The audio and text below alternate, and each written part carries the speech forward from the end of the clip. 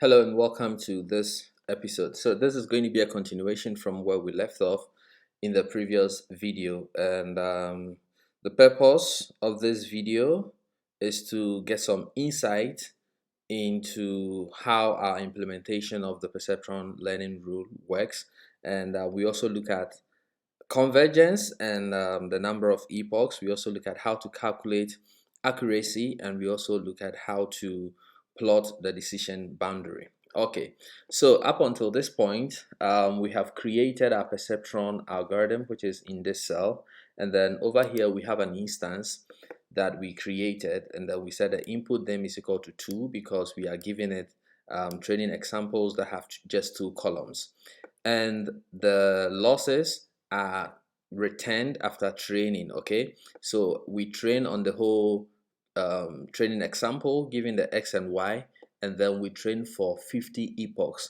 Now the question you might be pondering on is, how did I settle on the number 50?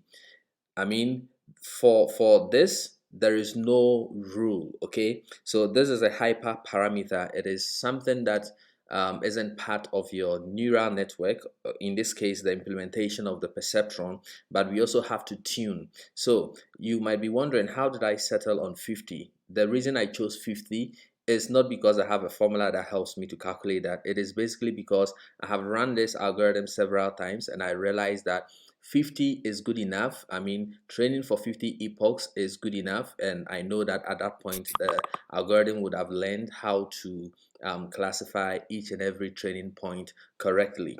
If you set it too low, so I mean, you do it through trial and error. So if I set the perceptron to train for just 5 epochs, let's see what happens. Okay, so it happens that even after 5 epochs I am lucky, and it appears that even after 5 epochs, the algorithm would have learned how to reduce the errors from 30 to 0. But it is not always deterministic, and the reason is because we initialize our weight and our biases randomly, so they don't always start with the same component for the weight vector, and so you are not guaranteed the same output. Even with the same number of epochs, we are not guaranteed. So let me run it again. And you can see that after 5 epoch, yes, it is still 0, but you can see that the weight and the bias will not be the same. They will change, and the plot will also show that they will change. So you can see that in this particular instance of the training, it started off by making 9 errors at the start, and then it reduced it all the way to 0. Okay, so some of these things you have to try them over and over, and then you settle on a value that helps you to know that, okay, this number of epochs is good enough for the training set. So it's going to be training data specific. Let's say I train for just 2 epochs. I mean, just feel free to play around with it. So you can see that after training for 2 epochs, see what is happening here. After training for 2 epochs, our perceptron hasn't learned good enough, and so it is making 18 errors, and so the classification is poor, and you can see that the error isn't actually reducing. It is the same, so it's making the same errors even after 2 epochs. So let's change the number of epochs to, let's say, 10, and run it. Okay, so after 10 epochs it's at 0, and let's plot it, and you can see that it started off by making 12, and then it reduced it all the way to 0. So the point I want to drive home at here is that when it comes to the number of epochs and some other hyperparameters which we'll be talking about, there is no formula to show you the values to choose, so you have to choose them through trial and error. So you can see that 30 epochs is also doing fine for us in this case. Okay, so how do we know that the algorithm has converged, the perceptron learning rule has converged? The way we get to know that the perceptron learning rule has converged is you will see that it will be making 0 errors all the way, because at that point it would have tuned the weight to the point where no matter how many times you run the training algorithm, it has absolutely no reason to update the weight, and so the learning the weight is not going to change, and then the errors that it makes is going to remain at minimum. Okay, so let's just train this thing for, let's say, 3,000 steps and see what the effect is going to be. So we are waiting for 3,000, and you can see that it is updating itself. So 1,400, 1,005, 8, 1,009, 2,000, 3,000. I was thinking 3,000 was going to be short enough. Okay, so at 3,000 epochs, our loss is 0 and our weight, and then we plot it, and you can see that, I mean, because we are plotting this over 3,000 time steps and the graph size is small, you are not actually seeing the fall in the loss, but it actually fell from 8 all the way to 0, and at a point it didn't continue anymore. Let me reduce this so that we can maybe see it properly. So let's just train for 100 epochs and let's see what happens. Okay, so it started from 4 and it reduced. So I am just doing these repetitions to show you how stochastic this learning algorithm is, because I mean, at a point it starts by making 30 errors, another point 8, because we initialize our weight and biases randomly. Okay, all right, great. So now you understand how I chose the epochs.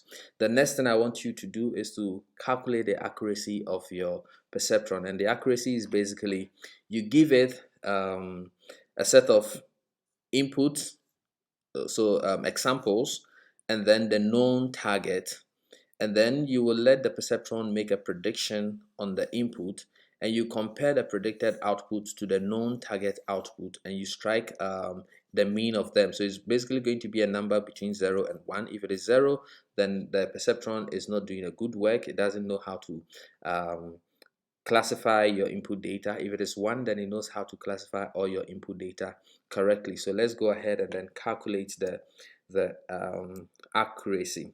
So I'm going to make a prediction on the entire, so I'm going to say perceptron.predict on the entire training example. And this is not the best way. In the next video, I will show you how to do train test split. But now I am just going to use the entire training data set. So I'm going to make a prediction on that. And then I will say, I will check. So I will calculate the mean of, let me say, accuracy is equal to predictions is equal to y, because y is our true target label, and then I'll call dot mean. Okay, and then let's print our accuracy. So if I print the accuracy here, you can see that our accuracy is 1, and the reason is that our perceptron has learned how to map every training example in the training data set to the corresponding output. How do we know this is true? We can print out our output, that this is our target label, the labels, so this is it, and then we can also print out our predicted labels from the prediction, which is prits. So you can do a visual inspection with your eye, and you can see that indeed the algorithm is classifying everything correctly. I mean, this is cumbersome. That is why it is good for us to calculate the accuracy, and I'll make a video where we will include the accuracy calculation into the training of the perceptron, so that we can plot a graph of both the loss and the accuracy. And so once we do that, the way you get to know that is working correctly is, as the epochs grows, you want your loss to fall, and then you want your accuracy to rise. That is how you get to know that the perceptron learning rule is working correctly as expected. Now, the last thing I want to show you is how to plot the decision boundary. And to do that, we are going to use another library called ML Extend, and it basically adds some new functionalities to Matplotlib that helps us to visualize things properly. And so I'm going to import it here. It is from ml extend.plotting, import plot decision region. Also, if you don't understand it, don't really let it bother you, because these are just visualizations I am doing to help your understanding. Then once it becomes necessary, I will actually make videos to explain to you how this works. But don't forget to watch my Matplotlib data visualization playlist on my YouTube channel, so that you understand some of these things. So what I'm going to do is I'll call plot decision boundary, and it takes in your X, that is your training examples, your Y, that is your true target labels, and then a classifier, which is going to, in this case, going to be our perceptron. And I don't care about what this function returns, so I'm going to put it in an underscore. And what's going to happen is the plot decision function is actually going to give you a graph, and then it is going to call predict on all the examples in X, and then it will compare them to the examples in Y, and it will draw a decision boundary, a line that separates the two classes for us. So let's do this and see.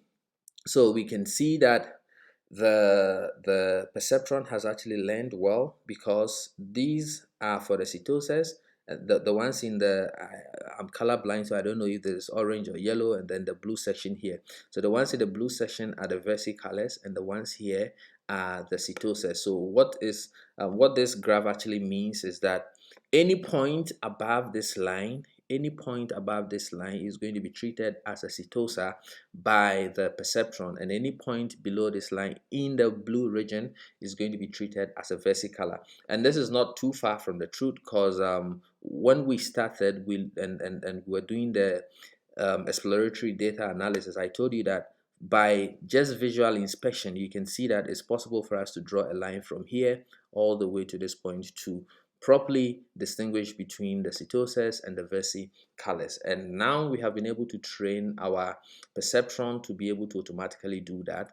And the plot decision boundary function is actually plotting this nicely for us. So it's telling us the regions that are considered setosa and the region that is considered as vesicular. So these are the first insights that I want to show you as far as the perceptron learning rule is concerned. And in the next video, I'm going to show you how to include your accuracy calculations in the training process, and then we'll be able to plot the loss and accuracy against the number of epochs to see how the loss falls and the accuracy rises as the training proceeds. So thank you very much for watching. Don't forget to subscribe, share this video, like it, ask your questions, and I'll see you in the next video.